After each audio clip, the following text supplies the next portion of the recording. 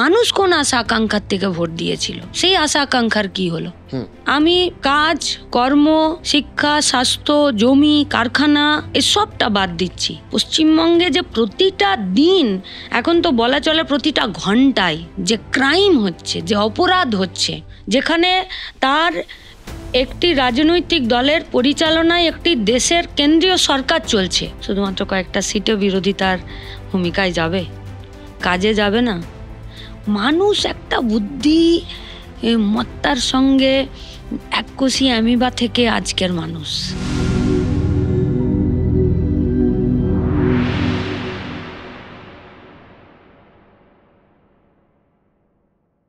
যে এই যে বালিটা ধসছে, এটা কি সিপিআইএম এর জন্য ধসছে নাকি বিরোধী হিসাবে যে বিজেপি উঠে আসছে তার জন্য ধসছে? আমার বক্তব্য হচ্ছে রিপ্লেসমেন্টটায় তো যেখানে 2016-তে সিপিএম বিরোধী দলে ছিল, সেইটাও তো বিজেপিতে ট্রান্সফার হয়ে গেল।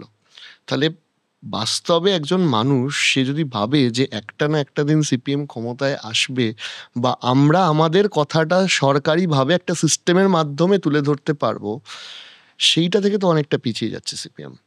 প্রথম যে কথাটা হচ্ছে যে বিরোধী দল বিজেপি। আচ্ছা, বিরোধী মানে কি? তৃণমূলকে ভোট দেয়নি, সেখানে মানুষ বা ভোটের সংখ্যার বিচারে কয়েকটা সিটে বিজেপি জিতেছে এবং বিধানসভাতে সে কটা আসন নিয়ে গেছে। ফলত তারপরে কে না বিজেপি, সে হলো বিরোধী। বা শুধু এই একটাই গণতান্ত্রিক মানে সংসদীয় গণতন্ত্রে শুধু এটা একটা বিরোধিতার কারণ। আচ্ছা, মানুষ কোন আশা আকাঙ্ক্ষার থেকে ভোট দিয়েছিল, সেই আশা আকাঙ্ক্ষার কি হলো? আমি কাজ, কর্ম, শিক্ষা, স্বাস্থ্য, জমি, কারখানা এসবটা বাদ দিচ্ছি। পশ্চিমবঙ্গে যে প্রতিটা দিন, এখন তো বলা চলে প্রতিটা ঘন্টায় যে ক্রাইম হচ্ছে, যে অপরাধ হচ্ছে, সেই অপরাধে বিরোধী দল হিসাবে যেখানে তার একটি রাজনৈতিক দলের পরিচালনায় একটি দেশের কেন্দ্রীয় সরকার চলছে, দেশের সর্বোচ্চ ইনভেস্টিগেশনের যে অফিসগুলো আছে, যে সংস্থাগুলো আছে, যেটা তাদের হাতে, তারা তাদেরকে সব রকম ক্লিনচিট দিতে পারে যে তুমি এগোও, তুমি কাজ করো, সেই বিরোধিতার জায়গায় আছে পশ্চিমবঙ্গে বিজেপি। আমরা যদি একদম রিসেন্ট অতীতে বলি, আরজি করে ওটা বিজেপির বিরোধিতার ভূমিকা। কয়েক কোটি মানুষ রাস্তার দখল নিয়েছিল, কয়েক কোটি মানুষ 14 তারিখ রাতে তার রাগকে, তার ঘৃণাকে, তার আশঙ্কাকে, তার ভয় পাওয়াকে মানুষ রাস্তায় জায়গা দিল। আচ্ছা, কারা জায়গায় দিল? শুধুমাত্র আরজি কর হসপিটালের বাইরে, শুধুমাত্র আমাদের কলকাতা বা যেগুলোকে ধরে নিন আমরা গাঁয়ের দিকে থাকি, আমাদের কাছে হুগলিও কলকাতা, হাওড়াও কলকাতা, উত্তর 24 পরগনাও কলকাতা, সবটাই কলকাতা, সদর শহরগুলো, হ্যাঁ কলকাতা।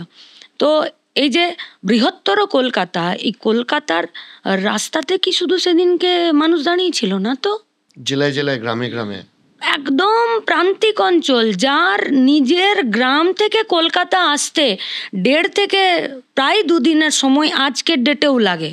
আমি উত্তরবঙ্গের মাদারিহাটে ছিলাম তখন, সেখানেও প্রতিবাদ হয়েছিল। মানে তাকে যদি কলকাতা আসতে হয় তাহলে তাকে প্রথমে 3 ঘন্টা আসতে হবে ট্রেন ধরতে, তারপরে ট্রেন ধরতে হবে, তারপর 12 ঘন্টা, তারপরে কলকাতা। মানে তার যাওয়া আসাতে তার 3 দিন সময় লাগবে, সে যদি কলকাতায় পা রেখে যায়। তারা রাত দখল করেনি, এই কয়েক কোটি মানুষের রাগ, ঘৃণা, ক্ষোভ, আশঙ্কা নিজের সেফটির জন্যে। আচ্ছা, তারা তৃণমূলের সরকারে কোনো ইন্ডিভিজুয়াল বেনিফিশিয়ারিতে ছিল না? ছিল তো। তখনও তো আবাস যোজনার লিস্ট হচ্ছিল, তখনও তো 100 দিনের কাজের টাকা দুর্নীতি করে খেয়ে মেরে দিয়েছে তৃণমূল। তখনও তো বিজেপির সরকারটা আমাদের 100 দিনের কাজের টাকা বন্ধ করে রেখেছে। মানুষ এগুলো জানে না। মানুষ কেউ মুখে বলছে আর কেউ ভেতরে চাপা ওই ক্ষোভের জায়গায় রেখেছে, এখনো অবধি মুখে উচ্চারণ করে শব্দগুলো পরপর বসাচ্ছে না। তারা তো সেদিন রাতে রাত দখল করে নিয়ে তারা তো কেউ কলকাতার রাস্তায় বেরিয়েছেন, যাদের মুখে আলো পড়ে, কৃতি, তারকা, যাদের মুখে আলো পড়ে না। এবং মুখে আলো পড়তে গেলে যারা এখনো পর্যন্ত মুখে ঘোমটা নেই, কোমরে কোলে বাচ্চা, সেও কিন্তু সেদিনকে রাত দখল করেছিল। বৃষ্টি পড়ছিল সেদিন রাতে, বাচ্চার মাথায় একটা চিকচিকি বলে ওরা, একটা প্লাস্টিক বেঁধে দিয়েছিল, বাচ্চা কোলে আছে আর তার পায়েও দুটো প্লাস্টিকের চটি, 50 টাকা দাম হবে, গায়ে 50 টাকাতেই পাওয়া যায়। সেও তো রাত দখল করলো কিসের জন্যে? বিচারের জন্যে, যাতে পশ্চিমবঙ্গে এই ধরনের অন্যায় ঘটনা আর কোনোদিন না ঘটে। তারপরে সিবিআইয়ের ভূমিকা কি? বিজেপির রাস্তায় থাকার আরজি করের ভূমিকা কি? শুধুমাত্র কয়েকটা সিটে বিরোধিতার ভূমিকায় যাবে, কাজে যাবে না।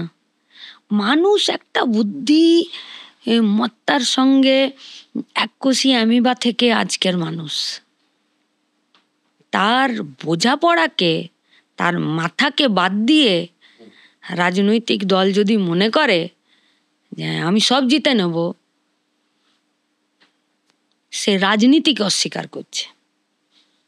এখানে একটা প্রশ্ন আসে, যেহেতু মানুষ নিয়ে এতগুলো কথা হলো, আগে খেটে খাওয়া দের পার্টি, শ্রমিকের পার্টি, দলিতদের পার্টি হিসাবে, ক্ষেত মজদুরের পার্টি হিসাবে বামপন্থীদের দেখা হতো। আমি এটা একটা জাস্ট কনসেপশনের কথা বলছি, আমি তোমার উত্তরটা জানতে চাইবো। এখন জনমানসে একটা কথা হয়েছে, সিপিএমে সব শিক্ষিত লোক, সিপিএমে খুব শিক্ষিত লোকরা সিপিএমকে ভোট দেয়। তো সিপিএম না হঠাৎ করে একটা এলিট ক্লাসের পার্টি হিসাবে শহরের মানুষ শুনতে আরম্ভ করেছে। মীনাক্ষী মুখার্জি হোক কিংবা সিপিএম পার্টি আসলে কাদেরকে রিপ্রেজেন্ট করে? 23-এর পঞ্চায়েতের ভোটে মনসুর আলম বলে একটি ছেলে খুন হয়ে গেল, চোপড়ায় থাকে। রাজিবুল বলে একটি ছেলে, কম বয়সী ছেলে, খুন হয়ে গেল। এখন পূর্ব বর্ধমানের ওই দিকটাতে থাকে। আনিস, যে প্রতিবাদী ছেলে, সে থাকে হাওড়ার আমতাই। এখান থেকে যেতে গেলে, মানে কলকাতা শহরতলি থেকে যেতে গেলে 2-3 ঘন্টা সময় লাগবে। ওখানে যদি রাস্তায় দিয়ে একটা গাড়ি এদিক দিয়ে যায়, ওদিক দিয়ে একটা গাড়ি আসতে পারবে না। এই যে যারা এই কথাগুলোকে চালিয়ে দিতে চায়, তারা এটা পরিষ্কার জানে যে খেটে খাওয়া মেহনতি মানুষ যারা ঘাম ঝরায়, তারা যেমন লাল ঝান্ডাটাকে শক্ত করে ধরতে চায়, কারণ তারা জানে যে আমার ঘামের দাম এছাড়া কেউ দিতে পারবে না। এবং এ দেবে মানে এ দেবার কর্তৃত্ব নয়, আমরা সবাই মিলেই এই লাল ঝান্ডা ধরেই ঘামের দাম আদায় করে নিতে পারবো, কারণ অন্যরাই ঘামের দাম দিতে পারবে না। এই পশ্চিমবঙ্গে লাস্ট 15টা বছরে এখন তো মানুষকে একদম চুষে নেবার জন্য ডবল ইঞ্জিন কাজ করছে। একটা বিজেপি, একটা তৃণমূল, একদম দুটোই। কোথাও কোনো ছাউনি নেই মাথার উপরে, কোথাও কোনো ছাউনি নেই। সেখানে মানুষ জানে এই যে 8 ঘন্টার কাজ থাকবে না, 12 ঘন্টা 16 ঘন্টার কাজ হবে। 5,000, 6,000, 10,000, 11,000-এ নিজের শ্রমকে বিক্রি করতে হবে, নিজের গতরকে বিক্রি করতে হবে। ছাউনি আছে কোথাও? কোথাও ছাউনি নেই। আমি যদি এই পশ্চিমবঙ্গের একটা গরিব মানুষকে বলি গিয়ে যে চলো তোমাকে একটা ডাক্তার দেখিয়ে দিই, তার কাছে ডাক্তারের হাইয়েস্ট লেভেল কি? পিজি, SSKM আজও। সেই পিজিতে যদি সে ডাক্তার দেখাতে আসে এবং সেই হসপিটাল চত্বরের মধ্যে যদি যায়, তাহলে দেখবে যে সেখানে ঠিকাতে ফ্লোর পরিষ্কার করছে, ঠিকাতে নোংরা আবর্জনা পরিষ্কার করছে, ঠিকাতে গোটা হসপিটালের মধ্যে যদি কোথাও ইলেকট্রিসিটি লাইন টাইন খারাপ হয়ে যাচ্ছে সেটা ঠিক করে দিচ্ছে, ঠিকাতে বাইরে সিকিউরিটি গার্ড বসে আছে। হুম ভেতরে যদি কেউ ডিজিটাল এক্সরে করছে বা যদি কোনো উন্নত আর কি আধুনিক চিকিৎসা বিজ্ঞানের যদি কোনো টেস্ট হচ্ছে, সেখানেও ঠিকাতে বসে আছে, মেশিনও ঠিকাতে বসে আছে, যিনি চালাচ্ছেন তিনিও ঠিকাতে, এবং যিনি সার্টিফিকেটটা বের করে দিচ্ছেন তার উপরেও কিন্তু তাদের কোম্পানির নাম লেখা আছে। যে রসিদটা দিচ্ছে সেই রসিদে লেখা থাকছে যে আপনার এই টেস্টের জন্য এত টাকা খরচা হচ্ছে, যেহেতু এটা সরকারি তাই আপনার এখানে কোনো টাকা নেওয়া হচ্ছে না, আধার কার্ডটা জমা নিচ্ছে। সরকার তাদেরকে টাকা পে করছে, মানুষ সেখানে দিচ্ছে না। কিন্তু গোটা সিস্টেমটাতে যারা কাজ করছে তারা প্রত্যেকে ঠিকাতে কাজ করছে, সব লো পেড, 5, 6, 10, 12, কাজের কোনো সুরক্ষা নেই, কাজের কোনো যে বেতন বাড়বে তার কিছু নেই, জো হুজুর করে মাইবাপ বলে থাকতে হবে, যা বলবে তাই শুনতে হবে, বিরোধিতা করার জায়গা নেই। তা ছাউনিটা কোথায়? বেতন বাড়ানোর জন্য ছাউনি কোথায়? আমি রিটায়ারমেন্ট হয়ে যাব, আমার পেনশন কি হবে? ছাউনি কোথায়? আচ্ছা, কালকে যদি আমার কিছু হয়ে গেল তাহলে সেই কোম্পানির আমার কোনো দায়ভার নেবে? ছাউনি নেই। তাহলে শুষে নেবার জন্যে, জাঁতা কলে পিষে মারার জন্য ডবল ইঞ্জিন চলছে, যে আইন ছিল সেই আইনগুলোকে তুলে দিচ্ছে। নাহলে এরা তো শক্ত হাতে তৃণমূল বিজেপির বিরুদ্ধে লাল ঝান্ডাটাই তো ধরছে।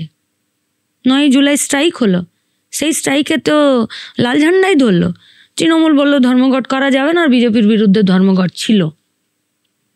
তাহলে এই যে সমস্যাটা, এই সমস্যাটা আজকে চিরদিনই শহরাঞ্চলে যে মধ্যবিত্ত মানুষ যারা থাকেন তারাও এটা বোঝেন, তারাও জানেন। তাহলে তারাও তাদের মনন মানসিকতা দিয়ে তারাও এই জিনিসটাকে ফিল করছেন, এবং এর বিরুদ্ধে কোথায় লড়তে হবে, এর বিরুদ্ধে কোথায় দাঁড়াতে হবে তার জন্য কিন্তু তারাও ছক বাঁধছেন। আর যে দলিতদের পার্টি ছিল, গরিবদের পার্টি ছিল, ছোট লোকদের পার্টি ছিল, কৌটো নাচানোর পার্টি ছিল, সে পার্টি আজও আছে।